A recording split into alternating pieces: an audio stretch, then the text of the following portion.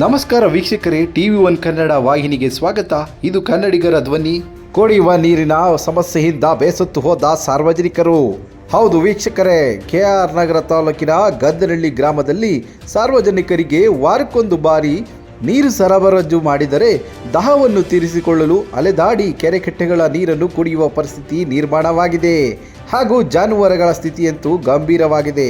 ಪಾಚಿ ಕಟ್ಟಿದ ತೊಟ್ಟಿಯ ನೀರನ್ನು ಕುಡಿಯಲು ಪ್ರಯತ್ನಿಸುತ್ತಿರುವಂತಹ ಜಾನುವಾರುಗಳು, ಇಂತಹ ಜೀವಿಗಳಿಗೆ ದಾಹ ಹಿಂಗಿಸಿದ ಪಂಚಾಯಿತಿ ವರ್ಗ ಹಾಗೂ ನೀರು ಸರಬರಾಜು ನೈರ್ಮಲ್ಯ ಕಚೇರಿ ಅಧಿಕಾರಿಗಳು, ಸಾರ್ವಜನಿಕರ ಗೋಳನ್ನು ನೋಡದೇ ಇರುವ ಸರ್ಕಾರ, ಯಾವ ಇಲಾಖೆ ಇದಕ್ಕೆ ಸೂಕ್ತ ಪರಿಹಾರ ನೀಡಬೇಕು ಎಂದು ಕಾದು ಕುಳಿತ ಸಾರ್ವಜನಿಕರ ಬಂಧುಗಳು ಸರಿಯಾದ ಸಮಯಕ್ಕೆ ನೀರು ಸರಬರಾಜು ಮಾಡದೆ ಇದ್ದಲ್ಲಿ ಉಗ್ರ ಹೋರಾಟಕ್ಕೆ ಸಿದ್ಧವಾಗಬೇಕಾಗುತ್ತದೆ ಎಂದು ಒತ್ತಾಯ ಮಾಡಿದ ಸಾರ್ವಜನಿಕರು. ಗದ್ದನಹಳ್ಳಿ ಗ್ರಾಮದ ಗ್ರಾಮಸ್ಥರು ತಮ್ಮ ಅಳಲನ್ನು ಟಿವಿ ಒನ್ ಕನ್ನಡ ಮಾಧ್ಯಮದೊಂದಿಗೆ ಹೇಳಿಕೊಂಡಿದ್ದಾರೆ. ವೀಕ್ಷಕರೇ, ನೋಡಿದ್ರಲ್ಲ, ಇಂತಹ ಸಮಸ್ಯೆಗಳಿಗೆ ಸ್ಪಂದಿಸದ ಅಧಿಕಾರಿಗಳು ಹಾಗೂ ಜನಪ್ರತಿನಿಧಿಗಳಿಗೆ ನಮ್ಮದೊಂದು ಧಿಕ್ಕಾರ.